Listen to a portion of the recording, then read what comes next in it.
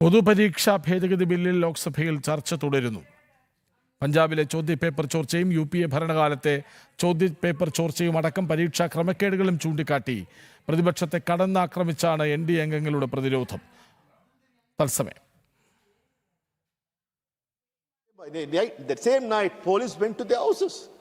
Sir, is this how we treat our young population? Sir, I would like to ask BJP. Sir, BJP grew because of agitation. The maximum agitation done in the country is by the BJP. You believe in agitation.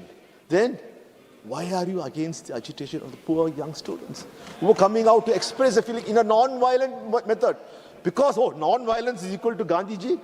So since because non-violence represents Gandhiji, you don't like the students?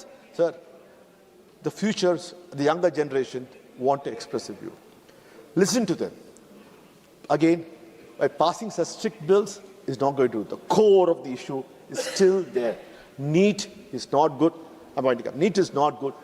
NEET is not, sir. If Congress made a mistake by bringing NEET, who is forcing you to follow? വിവരങ്ങളുമായി TS Adarsh ഒപ്പം ചെയ്യണം. ആദർശ് 10 മണിക്കൂർ വരെ നമുക്ക് ചർച്ചയാകാം, എല്ലാം പറയണമല്ലോ എന്ന നിലപാടിലാണ് NDA.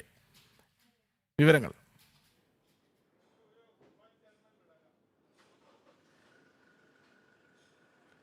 കൃഷ്ണരാജ് 6 മണിക്കൂർ ആദ്യം ഈ ബില്ലിന്മേലുള്ള ചർച്ചയ്ക്ക് തീരുമാനമെടുക്കുകയും പിന്നീട് 10 മണിക്കൂർ ചർച്ച എന്നുള്ളത് സർക്കാർ വ്യക്തമാക്കുകയും ചെയ്തിരിക്കുകയാണ്. എന്നാൽ ഈ ബില്ലിന്മേലുള്ള ചർച്ചയിൽ ഭരണപക്ഷാംഗങ്ങൾ ഈ ചർച്ചയിൽ ബാൻസുരി സ്വരാജിൻ്റെ ഭാഗത്ത് നിന്ന് രൂക്ഷമായ വിമർശനമാണ് കോൺഗ്രസിനെതിരെയും പ്രതിപക്ഷത്തിനെതിരെയും ഉണ്ടായത്. കാരണം UPA സർക്കാരിൻ്റെ കാലത്ത് ഇത്തരത്തിൽ ചോദ്യപേപ്പർ ചോർച്ചയും പരീക്ഷാ ക്രമക്കേടുകളും നടന്ന കാര്യം ചൂണ്ടിക്കാട്ടിക്കൊണ്ട് രൂക്ഷമായ വിമർശനമാണ് ബാൻസുരി സ്വരാജ് നടത്തിയത്.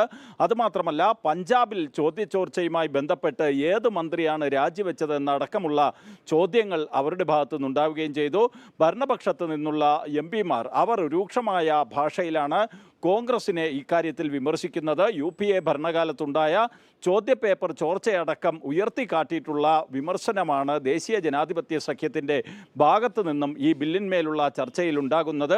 അതേസമയം കോൺഗ്രസ് അംഗങ്ങൾ അടക്കമുള്ള പ്രതിപക്ഷ നിരയിലെ MP-മാർ, സമാജ്വാദി പാർട്ടിയുടെ അഖിലേഷ് യാദവ് അടക്കമുള്ളവർ സർക്കാർ നിലപാടിനെ വിമർശിക്കുകയും ചെയ്യുന്നുണ്ട്. ഇതിൽ ഏറ്റവും പ്രധാനപ്പെട്ട ഒരു കാര്യമെന്ന് പറയുന്നത് പാർലമെന്ററി കാര്യമന്ത്രി കിരൺ റിജിജു ചൂണ്ടിക്കാട്ടിയ ഒരു വിഷയമുണ്ട്. അദ്ദേഹം കൃത്യമായിട്ട് സമരം ചെയ്യുന്ന വിദ്യാർത്ഥികളോട് സർക്കാർ ചർച്ചയ്ക്ക് തയ്യാറായതും ഒപ്പം തന്നെയാണ് പരീക്ഷകൾ കുറ്റമറ്റതാക്കുന്നതിന് വേണ്ടി സർക്കാർ സ്വീകരിച്ച നടപടികളും ഈ ബില്ലടക്കമുള്ള കാര്യങ്ങൾ ചൂണ്ടിക്കാട്ടുകയും ചെയ്തു. മാത്രമല്ല, അദ്ദേഹത്തിൻ്റെ ഭാഗത്തു നിന്നും കൃത്യമായിട്ടുള്ള ഒരു പരാമർശമുണ്ടാവുകയും ചെയ്തു. സമരം ചെയ്യുന്ന വിദ്യാർത്ഥികൾക്കെതിരെ അടിയന്തരാവസ്ഥ പ്രഖ്യാപിക്കുന്ന സമീപനമല്ല തങ്ങളുടേതെന്ന് കേന്ദ്രമന്ത്രി കിരൺ റിജിജു ചൂണ്ടിക്കാട്ടുകയും ചെയ്തു. ഈ രീതിയിൽ കൃത്യമായിട്ടുള്ള വിമർശനം അത് ഭരണപക്ഷത്തിന് വേണ്ടി സംസാരിക്കുന്ന MP-മാരുടെ ഭാഗത്ത് നിന്നുണ്ടാകുന്നുണ്ട്. എന്നാൽ പ്രതിപക്ഷമാകട്ടെ ഇതിനെല്ലാം മറുപടിയായി അവർ ഉയർത്തിക്കാട്ടുന്നത് ഈ കോക്രോച്ച് ജനതാ പാർട്ടിയുടെ അക്രമ സമരവുമായി ബന്ധപ്പെട്ടുണ്ടായ സംഘർഷമാണ്. അത് ഗൗരവ് ഗൊഗോയി അടക്കമുള്ള ഈ കോൺഗ്രസ് MP-മാരുടെ ഭാഗത്ത് നിന്നൊക്കെ തന്നെ ഇത്തരത്തിലുള്ള വിമർശനം അത് കേന്ദ്ര സർക്കാരിനെതിരെ ഉയരുകയും ചെയ്യുന്നുണ്ട്.